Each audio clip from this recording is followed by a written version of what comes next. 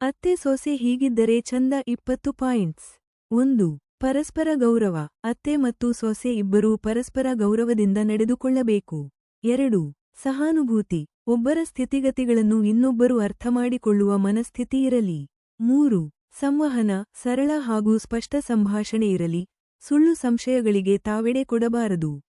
4. ಏಕೋಪಧಾನತೆ. ಕುಟುಂಬದ ಸುಖಕ್ಕಾಗಿ ಒಟ್ಟಾಗಿ ನಿರ್ಧಾರ ತೆಗೆದುಕೊಳ್ಳುವುದು. 5. ಅಹಂಕಾರವಿಲ್ಲದ ಸಹಜತೆ. ನಾನು ದೊಡ್ಡವನು ಅಥವಾ ನಾನು ನವವಧು ಎಂಬ ಭಾವನೆಗಿಂತ ನಾವು ಕುಟುಂಬ ಎಂಬ ಮನೋಭಾವ ಇರಲಿ. 6. ಸಹಕಾರ. ಮನೆಯ ಕೆಲಸಗಳಲ್ಲಿ ಪರಸ್ಪರ ಸಹಾಯ ಮಾಡುವುದು. 7. ಆಲಿಸೋ ಶಕ್ತಿ. ಎರಡೂ ಪಾಳಿಯವರು ಕೇಳಿಸಿಕೊಳ್ಳುವ ಹವ್ಯಾಸ ಬೆಳೆಸಬೇಕು. 8. ಸಮಯ ಕಳೆಯುವುದು. ಕೆಲವು ಸಮಯ ಒಟ್ಟಿಗೆ ಕಳೆಯುವುದರಿಂದ ಬಂಧ ಗಾಢವಾಗುತ್ತದೆ. 9. ಗುಪ್ತತೆ ಗೌರವ. ವೈಯಕ್ತಿಕ ವಿಚಾರಗಳಿಗೆ ಅತಿಕ್ರಮಿಸದಿರುವ ನಡವಳಿಕೆ. 10. ವ್ಯಂಗ್ಯವಿಲ್ಲದ ಭಾಷೆ. ಮಾತಿನಲ್ಲಿ ಚುಟುಕುಗಳಲ್ಲ, ತೀಕ್ಷ್ಣತೆ ಇಲ್ಲದೆ ಮಾತು ಮಾತನಾಡುವುದು. 11.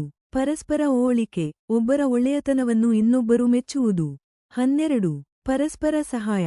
ಆರೋಗ್ಯ, ಹೊಟ್ಟೆಬಿಸಿ, ದೌರ್ಬಲ್ಯ ಇತ್ಯಾದಿ ಸಂದರ್ಭದಲ್ಲಿ ಸಹಾಯ ಮಾಡುವುದು. 13. ಸಂಸ್ಕಾರ ಹಂಚಿಕೆ. ಸೊಸೆ ಅತ್ತೆಯ ಸಂಸ್ಕೃತಿಯನ್ನು ಗೌರವದಿಂದ ಕಲಿಯಲಿ, ಅತ್ತೆ ಕೂಡ ಹೊಸತನವನ್ನು ಒಪ್ಪಿಕೊಳ್ಳಲಿ. 14. ಸಹನಶೀಲತೆ. ರಾಗದ ಸಮಯದಲ್ಲಿ ಸಹನೆ ಇರಲಿ. 15. ಸಾಧನೆಗೆ ಪ್ರೋತ್ಸಾಹ. ಸೊಸೆ ಕಲಿಯಲು, ಕೆಲಸ ಮಾಡಲು ಇಚ್ಛೆಪಟ್ಟರೆ ಅತ್ತೆ ಬೆಂಬಲ ನೀಡಬೇಕು.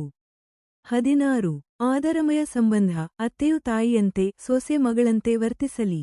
17. ಕೋಪದ ಸಮಯದಲ್ಲಿ ಮೌನ. ಮಾತು ಜಗಳಕ್ಕೆ ಕಾರಣವಾಗದಂತೆ ಮೌನ ಪಾಲಿಸುವ ಶಕ್ತಿ ಇರಲಿ. 18. ಇತರರ ಮುಂದೆ ಪ್ರಶಂಸೆ.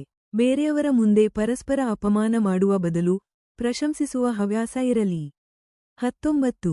ಬುದ್ಧಿವಂತಿಕೆ ಬಳಕೆ.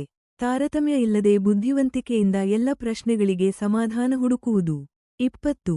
ಒಂದೇ ಮನೆಯ ದೀಪಗಳು. ಅತ್ತೆ ಸೊಸೆ ಎಡೆಯಿಲ್ಲದ ಸಂಬಂಧದಿಂದ ಮನೆ ದೀಪದಂತೆ ಪ್ರಕಾಶಿಸುತ್ತದೆ. ಹೀಗೆ ಇದ್ದರೆ ಅತ್ತೆ ಸೊಸೆ ಸಂಬಂಧ ಚಂದ ಆಗಿ ಮನೆಯ ಒಗ್ಗಟ್ಟುಗೂ ಶ್ರೇಷ್ಠ ಮಾದರಿಯಾಗಿ ಪರಿಣಮಿಸುತ್ತದೆ.